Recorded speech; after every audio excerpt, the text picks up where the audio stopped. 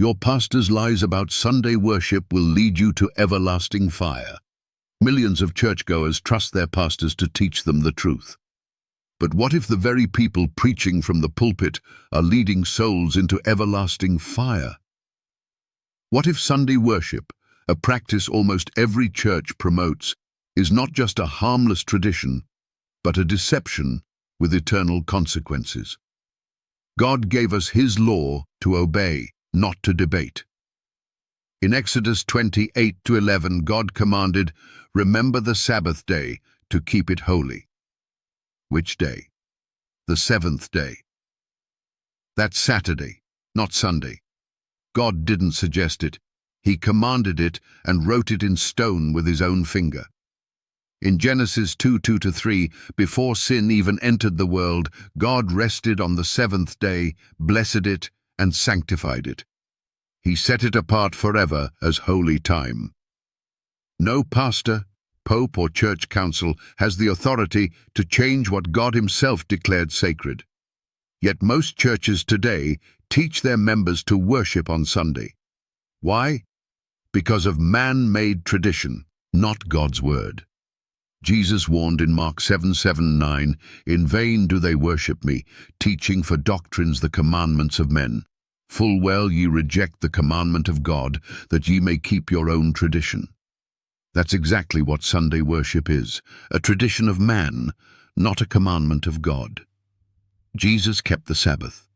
In Luke 4:16 it says, "As his custom was, he went into the synagogue on the Sabbath day." His disciples kept the Sabbath.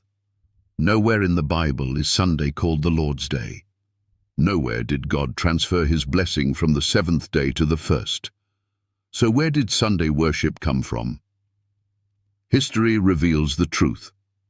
In 321 AD, Roman Emperor Constantine, a former sun worshipper, passed the first civil Sunday law. He did it to unite pagans and Christians by honoring the day of the sun. Later, the Roman Catholic Church proudly admitted, "Sunday is our mark of authority. The Church is above the Bible, and this transference of Sabbath observance is proof of that fact." Catholic Record, September 1, 1923. Let that sink in. Sunday worship is the mark of man's authority, not God's. Daniel 7:25 foretold this power would think to change times and laws. The Sabbath commandment is both a time and a law. It's the only one that fits the prophecy. But here's the most frightening part. Revelation 14:9-10 warns, "If any man worship the beast and his image, and receive his mark, he shall drink of the wine of the wrath of God, and shall be tormented with fire and brimstone." When Sunday laws are enforced worldwide, and people are told to honor man's day instead of God's day, the final test will come. Choosing Sunday worship over God's Sabbath will then become the mark of the beast.